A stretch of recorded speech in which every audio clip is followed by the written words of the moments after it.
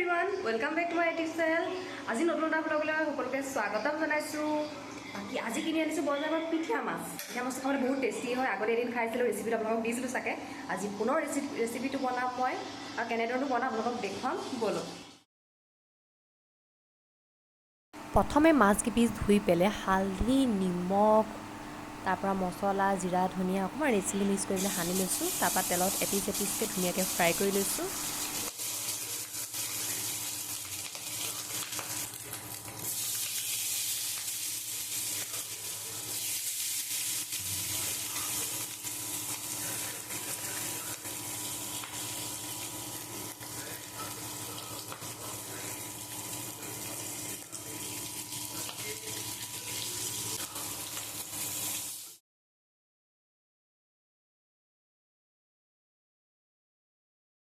তাৰপৰা এইফালে ৰেডি কৰি থৈছোঁ মই বগা সৰিয়হ অকণমান পানীত তিয়াই থৈছোঁ।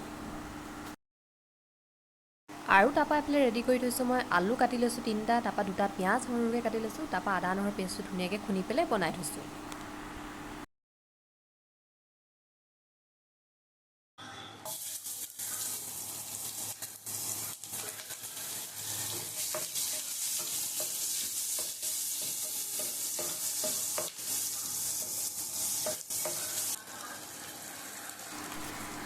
পিঁয়াজখিনি ফ্ৰাই কৰিবলৈ তাতে অকণমান হালধি, অকণমান ৰেড চিলি, তাৰপাছত অকণমান ধনিয়া গুড়ি এনেকৈ মিক্স কৰি পেলাই পিঁয়াজকেইটা ভাজি লৈছোঁ। তাৰপাছতে মই এড কৰিম কাটি থোৱা আলুকেইটা।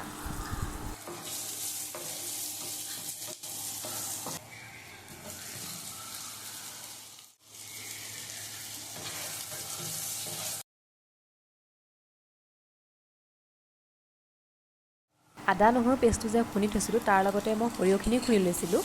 তাৰপৰা আলুখিনিৰ ওপৰত এনেকৈ সৰিয়হখিনি অকণমান দি পেলাই লৰাই লৈছোঁ।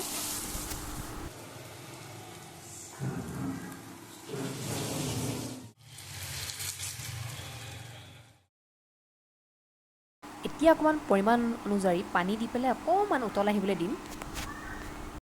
তাৰপিছতে এতিয়া এপিচ এপিচকৈ মাছ মই এড কৰি দিম।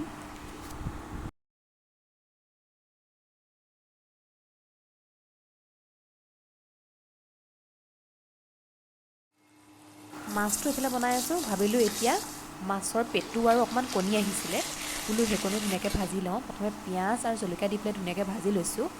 তাৰপৰা এড কৰিম এতিয়া অকণমান ধনিয়া, অকণমান হালধি, তাৰপৰা অকণমান ৰেড চিলি, অকণমান মছলা দি পেলাই ধুনীয়াকৈ অকণমান ফ্ৰাই কৰি ল'ম।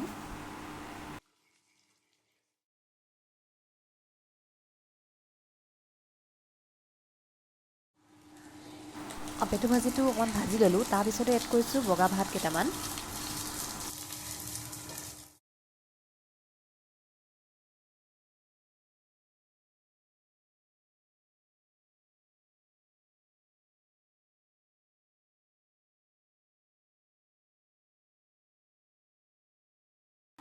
এয়া খানা ৰেডি হৈ গ'ল। লগত লৈছোঁ ফ্ৰাই কৰা মাছ এপিচ, ইফালে জলকীয়া 2টা আৰু গোল নেমু, পিঁয়াজ 2 পিচ, আৰু এইফালে পেটু আৰু কণী ভাজিটো যে লৈছিলোঁ ভাতৰ লগত সেয়া লৈছোঁ, আৰু এয়া মাছ, আলুগুটি আৰু সৰিয়হ সৈতে জোল।